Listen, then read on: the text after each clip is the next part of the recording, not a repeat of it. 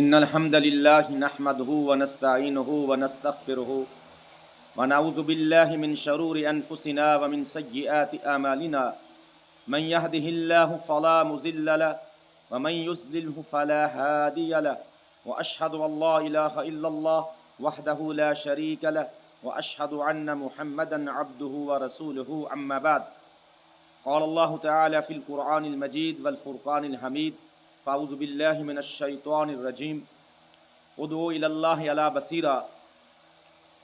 معزز سامعین و ناظرین، آج کل کا دور سوشل میڈیا کا دور ہے۔ اس کے فوائد و ثمرات بھی ہیں اور نقصانات و مضمرات بھی ہیں۔ اگر اس کا استعمال صحیح اسلامی طریقے کے مطابق اسلامی نہج کے اوپر کیا جائے تو یہ ہمارے لیے باعث رحمت و سعادت اور دنیا و آخرت میں کامیابی و کامرانی کا ذریعہ ثابت ہو سکتا ہے۔ لیکن بڑے افسوس کے ساتھ یہ بات کہنی پڑ رہی ہے کہ اکثر آج کل لوگ اس کو اپنی تشہیر کا ذریعہ سمجھ رہے ہیں اور پھر بات کو مرچ مسالہ لگا کر، بات کو بڑھا چڑھا کر، بات کا بتنگڑ بنا کر، رائی کا پہاڑ بنا کر لوگوں کے سامنے، عوام الناس کے سامنے ان کی دلچسپی کے لیے، اپنی تشہیر کے لیے اور اپنی واہ واہ کے لیے اس کو استعمال کیا جاتا ہے۔ میرا مطلب عظیم اسلامی سکالر اور ماہر بین الاقوامی امور، پاکستان کے عظیم صحافی، عالم بعمل حضرت مولانا امیر حمزہ حافظہ اللہ کا وہ کالم ہے جو آج کل فرقہ واریت مولویوں کے زیر عتاب ہے۔ اللہ اکبر! پہلے تو مجھے اس کا کچھ پتہ ہی نہیں تھا، لیکن پھر میں نے اس کو پڑھا، ایک ایک اس کا ایک ایک حرف اور لفظ علم میں ڈوبا ہوا ہے، علم کے سمندر میں ڈوبا ہوا ہے، بلکہ اس میں اپنی ایک خاص جاذبیت ہے جو خاص مولانا امیر حمزہ کے قلم سے جھلکتی ہے۔ یقین جانیں کہ جب میں نے اس کو پڑھا نا، اس کا ایک ایک حرف اور لفظ دل میں اترتا گیا اور ایسے لگا جیسے بندہ رس گلا یا مٹھاس منہ میں ٹپکا رہا ہے، شہد منہ میں ٹپکا رہا ہے۔ اللہ تعالیٰ ان کے علم، ان کے حلم، ان کی عمر میں برکت عطا فرمائے اور امت کو اکٹھا کرنے کے لیے، امت مسلمہ میں اتفاق، اتحاد اور یگانگت کی فضا پیدا کرنے کے لیے اور پاکستان میں امن قائم کرنے کے لیے ان کی مساعی کو اللہ رب العالمین قبول و منظور فرمائے۔ وہ ایک جید عالم دین ہیں، ماہر بین الاقوامی امور ہیں، عظیم صحافی ہیں، اسلامی سکالر ہیں، لیکن یہ فرقہ پرست مولوی چند کتابیں سطحی سی قصہ کہانیوں کی پڑھ کے، دو چار حدیثیں پڑھ کے مفتی بن کے بیٹھ جانا اور کفر کے اور گستاخی کے فتوے بانٹنا شروع کر دینا، یہ ان کی عادت ہے۔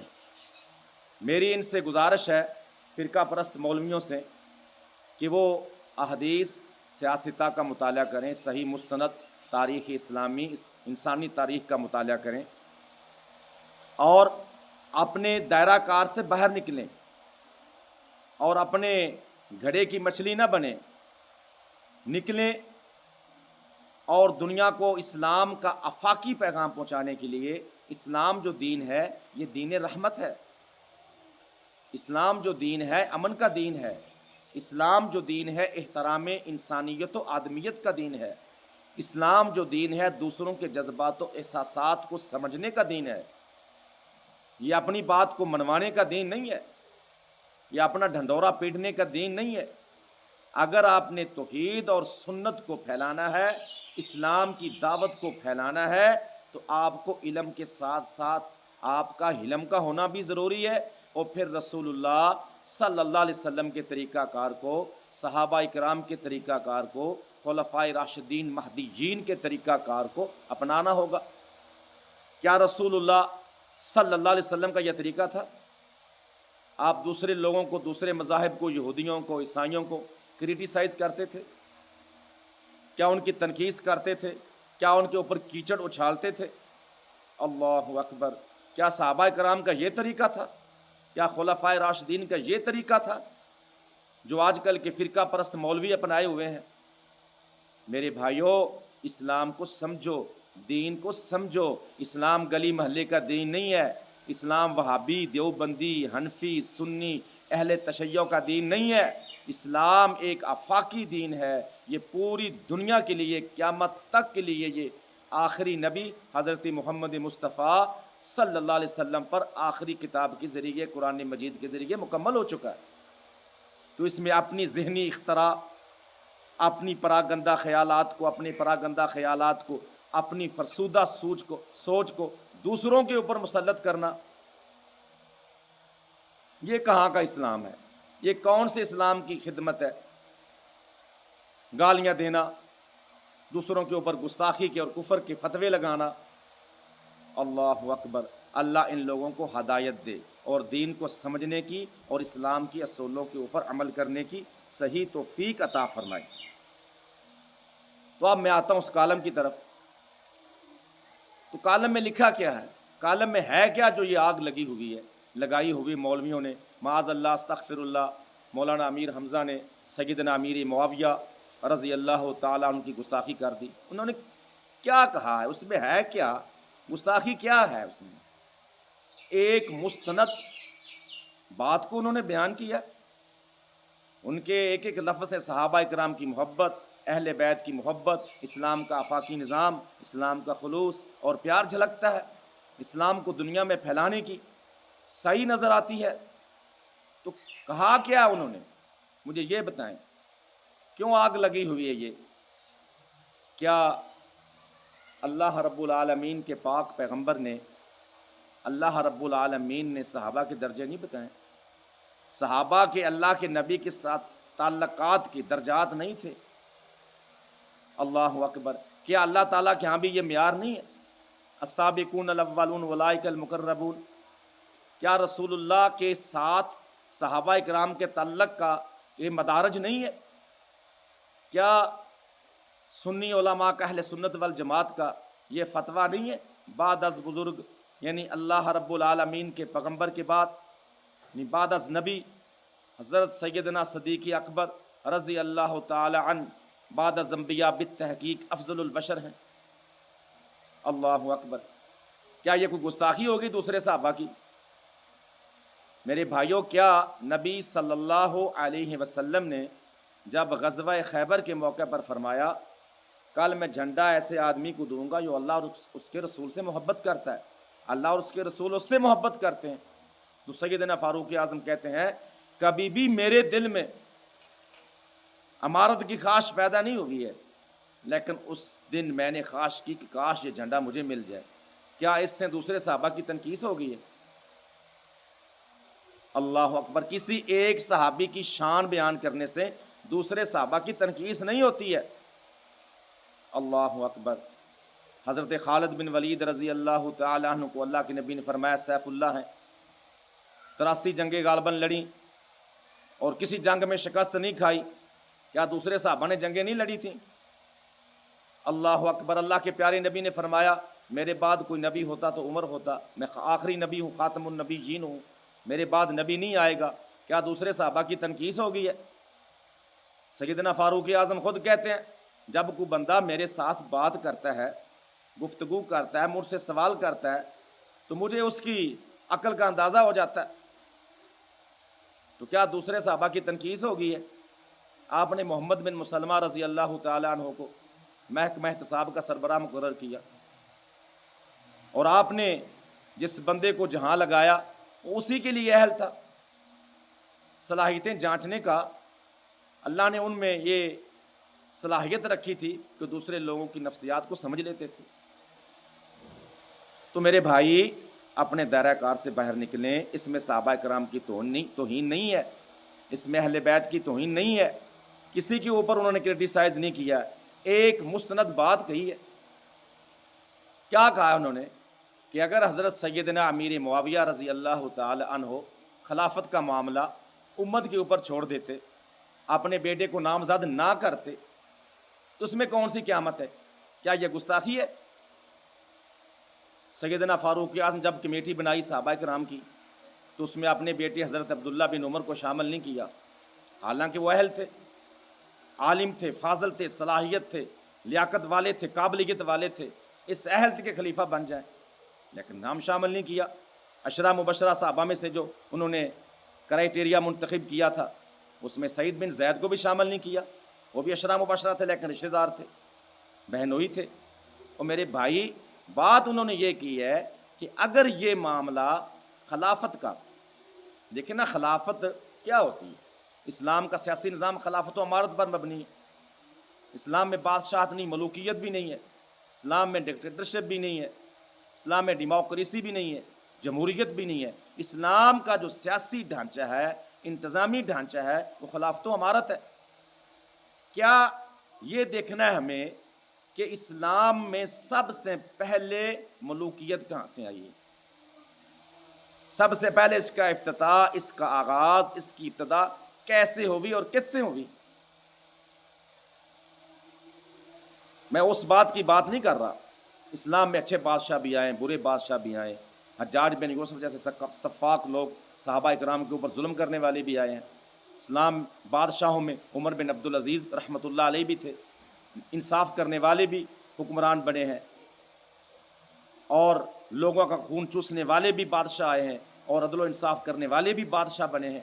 بات یہ نہیں ہے کہ سیدنا امیر معاویہ رضی اللہ تعالیٰ عنہ معاذ اللہ استغفر اللہ انہوں نے عدل و انصاف نہیں کیا، یا وہ برے حکمران تھے، یا ان کا نظام حکومت ٹھیک نہیں تھا۔ بات یہ ہے کہ خلافت علی منہاج النبوہ سیدنا حضرت حسن رضی اللہ تعالی عنہ کی بیعت کے ساتھ ہی دفن ہو گئی تھی۔ اللہ اکبر۔ اگر سیدنا امیر معاویہ رضی اللہ تعالی عنہ، ہم تو ان کے پاؤں کی جوتی کے خاک کے برابر نہیں، کیونکہ صحابی رسول ہے، وہ صحابہ کی لسٹ سے باہر نہیں ہوتے ہیں۔ ان کے سیاسی اقدامات کے اوپر کوئی بات کرنی، اس کا مطلب یہ نہیں کہ وہ صحابہ کی لسٹ سے باہر ہو گئے یا ان کی تنقیص ہو گئی ہے۔ جو اللہ نے ان کو مقام دیا ہے، ہمارے مسلمانوں کا الحمدللہ یہ عقیدہ ہے، جس نے حالت ایمان میں اللہ کے نبی کو دیکھا، حالت ایمان میں اس دنیا سے رخصت ہوا، وہ جنتی ہے۔ بلکہ میں تو اس سے آگے بھی جاؤں گا، جس نے صحابی کو دیکھا وہ بھی جنتی ہے، تابی بھی، تبا تابی بھی۔ بدر والے 313، اللہ نے جھانک کے کہا کہ میں تم سے راضی ہو گیا، آج کے بعد تم جو کچھ بھی کرو گے میں نے تمہیں معاف کر دیا، میں تم سے راضی ہو گیا، بخش دیا میں نے تمہیں۔ احد والے بھی جنتی، غزوہ خندق والے بھی جنتی۔ اس سے آگے چلے، فتح مکہ کے موقع کے اوپر 10,000 صحابہ کرام کا لشکر ہے، وہ بھی جنتی۔ بیعت رضوان والے صحابہ جن سے اللہ راضی ہو گیا، فرمایا کہ یہ رسول اللہ کا ہاتھ ہے، اوپر صحابہ کا ہاتھ ہے، اوپر اللہ کا ہاتھ ہے، اللہ ان سے راضی ہو گیا۔ اصحاب تحت الشجرہ سب جنتی ہیں، 1400 صحابہ کرام۔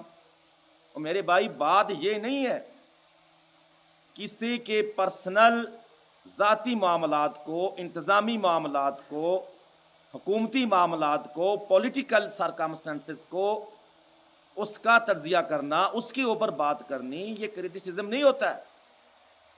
یہ جو ریئلٹیز ہوتی ہیں، یہ حقائق ہوتے ہیں۔ کس کتاب میں اچھا نہیں لکھا ہوا، کس حدیث کی کتاب میں، کس تاریخ کی کتاب میں یہ نہیں لکھا ہوا ہے؟ کون سا عالم، کون سا مولوی، خواہ حنفی ہو، وہابی ہو، دیوبندی ہو، کون سا عالم، کون سا مولوی، کون سا مجتہد، کون سا فقیہ یہ کہتا ہے کہ سیدنا امیر معاویہ رضی اللہ تعالیٰ عنہ ان کے اوپر اللہ کی لاکھوں کروڑوں رحمتیں نازل ہوں، تو انہوں نے یزید کو اپنا ولی عہد نامزد نہیں کیا، اپنی زندگی میں ان سے بیعت نہیں لی، تو اس میں کون سی بات ہے؟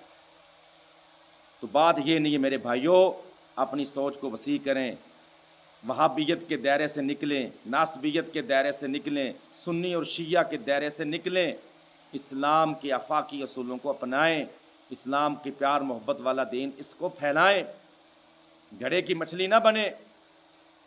اگر ہم نے اسلام کو پھیلانا ہے تو فرقہ واریت کو چھوڑنا ہوگا۔ اقبال نے کیا خوب کہا تھا، فرقہ بندی ہے کہیں اور کہیں ذاتیں ہیں، کیا زمانے میں پنپنے کی یہی باتیں ہیں؟ تم نے ایک آفاقی دین کو گلی محلے کا دین بنا دیا، اپنی مسجد کا دین بنا دیا، تو یہ کیا آپ نے بنا رکھا ہے؟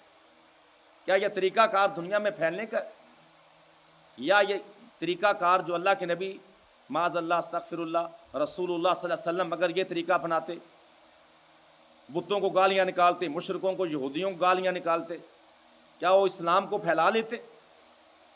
کیا صلح حدیبیہ کے اوپر جب محمد الرسول اللہ کے جملے کے اوپر ان لوگوں نے اعتراض کیا تو آپ نے حضرت علی رضی اللہ تعالیٰ عنہ کا کہا کہ اس کو مٹا دو؟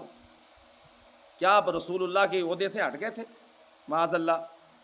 اور میرے بھائیوں، یہ بات نہیں ہے، بات یہ ہے کہ دین کو پھیلانے میں، دین کو بڑھانے میں، سچ کو پھیلانے میں کبھی جھکنا بھی پڑتا ہے۔ تو پھر اس کے بعد کیا رسول اللہ کا منصب ہٹ گیا تھا؟ فرمایا کہ علی میں اللہ کا رسول ہوں، میں اللہ کا رسول، اس میں شک نہیں ہے، ان کے کہنے سے یہ نہیں کہ میں رسول نہیں رہوں گا۔ کیا غزوہ حنین میں جب وقتی شکست کا سامنا کرنا پڑا بنو حوازن کی تیر اندازی سے، تو نو مسلم تھے مکہ کے، جو مسلمان ہوئے تھے فتح مکہ کے اوپر، موقع کے اوپر، ان میں سے ایک شخص نے کہا کہ آج محمد کا جادو ختم ہو گیا، استغفر اللہ۔ تو اللہ کے نبی نے کہا انا النبی لا کذب انا ابن عبد المطلب۔ تو سچ جو ہوتا ہے، جو ریئلٹی ہوتی ہے، اس کو ماننا پڑتا ہے، اس میں اپنی سوچ کو، اس میں اپنی محبت کو، اس میں اپنے خیالات کو، اس میں اپنے فیورٹزم کو استعمال نہیں کرتے ہیں، حقیقت کو تسلیم کرنا پڑتا ہے۔ میں تو یہ سمجھتا ہوں کہ سارے کے سارے صحابہ کرام رضوان اللہ علیہ مجمعین جنہوں نے اپنی آنکھوں سے رسول اللہ کی زیارت کی، کلمہ پڑھ کے لا الہ الا اللہ، اور اس دنیا سے رخصت ہوئے، سب صحابہ جنتی ہیں، اس میں شک نہیں ہے۔ لیکن صحابہ کے مدارج ہیں، کوئی صحابی سیف اللہ ہے، کوئی محدث ہے، کوئی عدل کے میدان کا شاہ سوار ہے، کوئی جہاد کے میدان کا شاہ سوار ہے، کوئی سخاوت کا سمندر ہے، کوئی بہادری، شجاعت و شہامت کا مرد میدان ہے۔ تو یہ اپنی اپنی صفات ہیں۔ اللہ رب العالمین نے سیدنا امیر معاویہ رضی اللہ تعالیٰ عنہ بڑی صلاحیتیں رکھی تھیں، بڑے مدبر، سیاستدان، بڑے علم اور حلم والے تھے، ان سے کسی کو اعتراض نہیں ہے۔ تو بات یہ ہے کہ بات کو سمجھا کریں میرے بھائیوں۔ میں تو یہ کہتا ہوں کہ حنفی ہو، وہابی ہو، دیوبندی ہو، جو بندہ بھی کلمہ پڑھتا ہے، لا الہ الا اللہ کا اس نے اقرار کیا ہے، محمد الرسول اللہ صلی اللہ علیہ وسلم کی رسالت کو مانتا ہے، اس کے اوپر آپ فتویٰ لگا کر اس کو کافر نہیں کہہ سکتے ہیں، اس کو کافر ڈکلیئر نہیں کر سکتے ہیں، اس کو اسلام کے دائرے سے نہیں نکال سکتے ہیں۔ اس میں غلطیاں ہوں گی، اس میں خامیاں ہوں گی۔ ایک مسلمان مومن چور بھی ہو سکتا ہے، ڈاکو بھی ہو سکتا ہے، زانی بھی ہو سکتا ہے، شرابی بھی ہو سکتا ہے، لیکن مسلمان کے دائرے سے آپ کو اس کو نکال نہیں سکتے ہیں جب تک وہ اللہ کی توحید اور رسول اللہ کی رسالت کا انکار نہ کرے، جب تک وہ اللہ کو ایک مانتا ہے اور رسول اللہ کو اپنا پیشوا اور رہنما اور نبی اور رسول مانتا ہے، وہ کبھی بھی کافر نہیں ہو سکتا۔ تو یہ کیا آپ نے فتوے بانٹنے شروع کر دیے؟ نہ کوئی صحابہ کا گستاخ ہے، نہ کوئی اہل بیت کا گستاخ ہے۔ الحمدللہ مولانا امیر حمزہ حافظہ اللہ تعالیٰ کا عقیدہ سلف صالحین والا عقیدہ ہے، وہ اہل بیت کے بھی احترام کرتے ہیں، وہ صحابہ کرام رضوان اللہ علیہ مجمعین کا بھی احترام کرتے ہیں۔ ایک مستند تاریخی بات کو انہوں نے امت کو اکٹھا کرنے کے لیے، امت کے اتفاق اور اتحاد کے لیے کسی اسٹیٹ سے کہہ دیے تو لوگوں کو مرچیں کون سی لگ گئیں؟ کیا ان فرقہ پرست مولویوں سے پوچھے، ان کو اپنے اسٹیج کے اوپر بلاتا ہے؟ کیا ان کو کوئی دعوت دیتا ہے؟ ان کی تقریر و تحریر سن کے لوگ تو ویسے ہی بھاگ جاتے ہیں۔ تو میری دعا ہے کہ اللہ رب العالمین مولانا امیر حمزہ کے قلم سے اور ان کی تحریر و تقریر سے ایسے ہی موتی بکھرتے رہیں، ایسے ہی وہ اسلام کی خدمت کے لیے، مسلمانوں کو اکٹھا کرنے کے لیے ایسے ہی اللہ ان سے مزید کام لیتا رہا۔ میرے بھائیوں، میں علی وجہ البصیرہ کہہ رہا ہوں، حدیث کی روشنی میں، سنت کی روشنی میں کہہ رہا ہوں، یہ سارے جو فرقہ پرست مولوی ہیں، جتنے بھی کتب غوث ولی ہیں، جتنے بھی لوگ ہیں، یہ جتنے بھی ملا ہیں، یہ سارے کے سارے مولوی مولانا امیر حمزہ عظیم مجاہد اور صافی کی جو جوتی ہے نا، جو اس کی خاک ہے، اس کے بھی برابر نہیں۔ یہ میں حدیث سے کہہ رہا ہوں، ثبوت پوچھیں، دلیل پوچھیں۔ دلیل کون سی ہے؟ دلیل یہ ہے کہ جب سیدنا ابو بکر صدیق رضی اللہ تعالی عنہ اسامہ کا لشکر روانہ کرنے لگے. رسول اللہ کی وفات کے بعد اسامہ گھوڑے پہ سوار ہیں تو صدیق اکبر پیادہ چل رہے ہیں. تو اسامہ نے عرض کی اے خلیفۃ الرسول مجھے اجازت دیجیے گھوڑے سے اترنے کی یا خود گھوڑے پہ سوار ہو جائیے, یہ آپ کی, میں سمجھتا ہوں کہ آپ کی توہین ہے.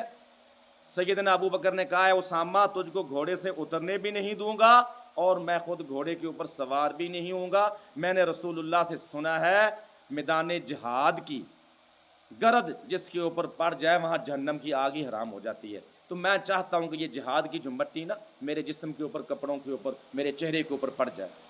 یہ خلیفۃ الرسول کے ریمارکس ہیں, تم کس بات کی مولی ہو. اور مولانا امیر حمزہ وہ مجاہد ہیں جن کے 24 گھنٹے اللہ کی دین کی خدمت کے لیے, اسلام کی سر بلندی کے لیے, اسلام کو پھیلانے کے لیے, کفر کے ایوانوں میں زلزلہ پیدا کرنے کے لیے, ان کی تحریر و تقریر سے, ان کے ایک ایک قدم سے کفر کے ایوانوں میں زلزلہ ہے. وہ ایسے عظیم مجاہد ہیں جو ہر محاذ کے اوپر اسلام کی سر بلندی کے لیے کام کر رہے ہیں. تو آپ مجاہد کی جوتی کے خاک کے بھی برابر نہیں ہیں.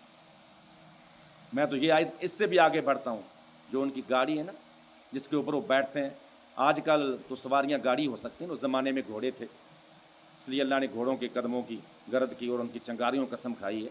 اب گھوڑے تو اونٹ کے اوپر سواری مفقود ہو گئی ہے, تو جو ان کی گاڑی سے دھواں نکلتا ہے, اگر یہ سرخی اور پاؤڈر اور کریم کی بجائے یہ اپنے چہرے کے اوپر وہ مال لینا, یہ اس سے بھی بہتر ہے. میرے بھائیوں, چہرے پہ روحانیت کا نور ہونا چاہیے, اخلاص کا نور ہونا چاہیے, دوسروں کی رہنمائی کا نور ہونا چاہیے. سچائی ایک حقیقت ہوتی ہے, علم اور حلم ایک حقیقت ہوتا ہے. تو آپ میں اگر خلوص ہے, دوسروں کی, آپ میں دوسروں کی اصلاح کا جذبہ موجود ہے, تو اللہ تعالیٰ آپ کی زبان میں, آپ کے چہرے میں, آپ کی تحریر میں, آپ کی تقریر میں اثر پیدا فرما دیتے ہیں. تو میں کسی کی دل آزاری نہیں کر رہا, میں نے ریئلٹیز پیش کی ہیں. اگر کچھ سخت الفاظ نکل گئے ہوں تو مجھے معاف کرنا. تو میں یہ اپنے جذبات کا, اپنے خیالات کا اظہار کر رہا ہوں کہ ایسے انسان کے بارے میں ہم ایسے الفاظ کہہ جاتے ہیں, بلا تحقیق فتویٰ دینا شروع کر دیتے ہیں, بلا سوچے سمجھے, بلا پڑھے, بلا غور کیے ہوئے. تو میرے بھائیوں, اس وہابیت کے دائرے سے باہر نکلو اگر توحید پھیلانی ہے. اس حنفیت کے دائرے سے باہر نکلو, اس شیعیت کے, رافضیت کے, ناصبیت کے دائروں سے باہر نکلو. احترام کرنا, احترام کروانا سیکھو, اسلام کے لیے لوگوں کو نزدیک لانا سیکھو. اسلام تو دین ہے لوگوں کو قریب کرنے کا, یہ دور کرنے کا دین ہے. میرے بھائیوں, جتنے بھی دنیا میں مذاہب ہیں سب کی عزت کرو. میں تو اسلامی مسالک کے علاوہ جتنے بھی اسلامی مسالک ہیں, حنفیت, دیوبندیت, وہابیت اور شیعت, میں تو کہتا ہوں کہ ان کے احترام کی بات تو کیا, یہ تو مسلمان ہیں, یہودیوں کا, عیسائیوں کا, ہندوؤں کا بھی احترام کرو, ان سے بھی بات شائستہ طریقے سے کرو, ان کے بھی جذبات کا, احساسات کا خیال کرو. اگر آپ نے اسلام کو پھیلانا ہے تو ساری مخلوق جو ہے یہ اللہ کی مخلوق ہے, اللہ کے بندے, خواہ وہ یہودی ہے, خواہ وہ عیسائی ہے, خواہ وہ مشرک ہے, خواہ وہ شیعہ ہے, خواہ وہ وہابی ہے, خواہ وہ دیوبندی ہے, خواہ وہ ملحد ہے, ساری آدمیت اللہ کی مخلوق ہے. اور اللہ رب العالمین کو اپنی مخلوق سے بڑا پیار ہے, اپنے بندوں سے بڑا پیار ہے. جو اللہ کے بندوں سے پیار کرتا ہے وہ اللہ سے پیار کرتا ہے. بندوں سے نفرت نہ کیا کرو, ان کے اعمال سے نفرت کیا کرو. تو اصلاح کا جذبہ پیدا کریں. اگر ایسے ہی کلاڑا پکڑا ہوتا صحابہ کرام نے یا سلف صالحین نے, تو یہ دین تو میرا خیال ہے مکہ اور مدینہ گلیوں میں محدود ہو جاتا, یہ آگے پھیلتا ہی نہ. میرے بھائیوں, صحابہ نے تو کافروں کو بھی سینے سے لگایا ہے, تو ہم مسلمانوں کے اوپر فتوے بانٹ رہے ہیں. یہ کیا تم نے گول گپاڑا اٹھا رکھا ہے, آسمان سر پہ اٹھا رکھا ہے, معمولی سی بات کو اتنی ہوا دینا. یہ فرقہ پرست مولویوں کو اپنی دکانیں بند ہوتی نظر آتی ہیں. الحمدللہ اب علم, تحقیق, ریسرچ کا دین ہے, ریسرچ پھیل رہی ہے. دین اسلام تو دین ہی تحقیق کا, جو سوچ سمجھ کا دین ہے, یہ اندھا دھند تقلید کا دین نہیں ہے. جو میرا فیوریٹزم ہے, جس کو میں پوچھتا ہوں, جس کا میں مقلد ہوں, بس وہ غلط بھی ہے تو پھر بھی غلط ہے, تو صحیح بھی ہے تو پھر بھی صحیح ہے. صحیح بھی وہ اس کا جو صحیح ہے اور غلط بھی صحیح ہے، کیونکہ میرا فیورٹ ہے نا وہ، یہ بات نہیں ہے۔ میرے بھائیوں، تاریخ اسلام کا مطالعہ کریں، تاریخ اسلام کو صحیح سمجھیں، کتابوں کا مطالعہ کریں، قصے کہانیوں کو چھوڑیں۔ تاریخ میں دونوں پہلو دیکھے جاتے ہیں، اس کی اچھائیوں کو بھی برائیوں کو بھی۔ حجاج بن یوسف نے سفاکیت کا بازار گرم کیا، کیا اس کے نامہ مال میں یہ نہیں لکھا ہوا کہ اس کے دور میں قرآن پاک کے اعراب لگے تھے؟ محمد بن قاسم ملتان تک آیا تھا، اسلام کو پھیلایا تھا، جہاد کیا تھا، کیا یہ نہیں لکھا ہوا؟ لیکن یہ بھی ساتھ ہے تو ظالم اور سفاک تھا۔ اور میرے بھائیوں، ہر انسان میں دو پہلو ہوتے ہیں، اچھائیاں بھی ہوتی ہیں، برائیاں بھی ہوتی ہیں۔ جس کی اچھائیاں غالب آ جائیں اس کو ہم اچھا انسان کہتے ہیں، جس کی برائیاں اچھائیوں کے اوپر غالب آ جائیں اس کو ہم برا انسان کہتے ہیں۔ تو دو پہلو تو ہر انسان میں ہوتے ہیں، صرف انبیاء کی جماعت معصوم عن الخطا ہے، کیونکہ اللہ نے فرما دیا ہے لقد کان لکم فی رسول اللہ اسوۃ حسنہ، اور رسول اللہ کی زندگی میں تمہارے لیے یہ نمونہ ہے، کسی اور کے بارے میں نہیں کہا۔ اللہ اکبر، بات کو سمجھیں۔ تو غلطی ہر انسان سے ہو سکتی ہے، بہترین انسان وہ ہے جو اپنی غلطی پر اپنی اصلاح کر لیتا ہے، معافی مانگ لیتا ہے اور اپنی طریقے کو، اپنی روش کو درست راستے پہ لے آتا ہے۔ غلطی دونوں سے ہوئی تھی، شیطان سے بھی، حضرت آدم علیہ السلام سے بھی۔ فرق کیا تھا؟ بابا جی آدم نے کہا ربنا ظلمنا انفسنا وان لم تغفر لنا وترحمنا لنکونن من الخاسرین۔ شیطان نے کیا کہا؟ انا خیر منہ، میں اس سے بہتر ہوں۔ وہ اپنی غلطی پہ اڑا رہا اور بابا جی نے معافی مانگ لی۔ بس یہی انسان اور شیطان میں فرق ہے۔ جو بندہ ہو کے معافی مانگ لیتا ہے، اپنی غلطی کو تسلیم کر لیتا ہے، تو وہ انسان آدمیت، انسانیت کی معراج پہ پہنچ جاتا ہے۔ اور جو ابلیس کی طرح اکڑ جاتا ہے تو دائرہ انسانیت سے بھی اور اللہ کی نظروں سے بھی دور ہو جاتا ہے۔ تو میرے بھائی، اپنی اصلاح کریں، اپنی اصلاح کریں، اسلام کے آفاقی دین کو سمجھیں۔ یہ پاکستان ہے، یہ وہابیوں کا دین نہیں ہے، یہ وہابیوں کا ملک نہیں ہے، یہ سنیوں کا ملک نہیں ہے، یہ شیعہ کا ملک نہیں ہے، یہ عیسائیوں کا ملک نہیں ہے۔ اس میں سب لوگ رہتے ہیں۔ سمجھو بات کو، لوگوں کو اپنے سے دور نہ کرو، لوگوں کو اپنے نزدیک کرو، حق خود اپنا آپ بنوا لے گا۔ جو مٹھاس ہوتی نا، اس کا اثر دل میں اتر ہی جاتا ہے۔ جو سچ ہوتا ہے نا، وہ دل کو مسخر کر لیتا ہے، جو جھوٹ ہوتا ہے وہ خود باطل خود مٹ جاتا ہے۔ تو میرے بھائی، ایسی باتوں سے اعتراض کریں، ایسی سوچوں سے اجتناب کریں، دور رہیں جو دوسروں کے جذبات و احساسات کو مجروح کرتی ہوں، جو اسلام کی اصلی روح، اسلام پیار، محبت، اتفاق، اتحاد، یگانگت، یونٹی سے کوسوں دور ہوں، ایسی سوچوں سے اجتناب کریں۔ اسلام کو سمجھیں، قرآن کو سمجھیں، صحابہ کرام کے طریقے کو سمجھیں، اولیاء کرام کے طریقے کو سمجھیں۔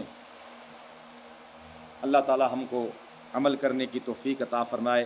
آخر میں میری دعا ہے کہ اللہ پاک مولانا صاحب کی مسائی کو قبول فرمائے، اور جن بھائیوں نے غلطی کی بنیاد پر یا سنی سنائی بات سمجھ کے ان پر ان کو کرٹیسائز کیا، اللہ ان کو ہدایت دے۔ جنہوں نے غلط، جن کا رویہ ہی ہے کہ انہوں نے بھونکنا ہوتا ہے، بکواس کرنی ہوتی ہے دوسرے مسالک کے اوپر، اور فرقہ پرست مولوی ہیں جو انہوں نے فرقہ پھیلانا ہوتا ہے، لوگوں کو توڑنا ہوتا ہے جوڑنے کی بجائے، لوگوں میں نفرتیں بانٹنی ہوتی ہیں کیونکہ ان کی دکانیں ایسی چمکتی ہیں۔ تو اللہ ان کو ہدایت نصیب فرمائے، اللہ ان کو کیفر کردار پر بھی پہنچائے۔ یہ پاکستان ہے میرے بھائیوں، اس کو ہم نے آگے لے کے چلنا ہے۔ اللہ پاک ہمارے ملک کی حفاظت فرمائے، ہمارے دین کی حفاظت فرمائے، مسلمانوں کی حفاظت فرمائے۔ اللہ پاک ہم کو صحیح طریقے کے اوپر وہ طریقہ صراط الذین انعمت علیہم غیر المغضوب علیہم ولا الضالین، آمین، وہ طریقہ رسولوں کا، نبیوں کا، صحابہ کرام کا، سلف صالحین کا، اولیاء اللہ کا جو صحیح راستہ ہے، اللہ تعالیٰ ہمیں اس کے اوپر چلنے کی توفیق عطا فرمائے۔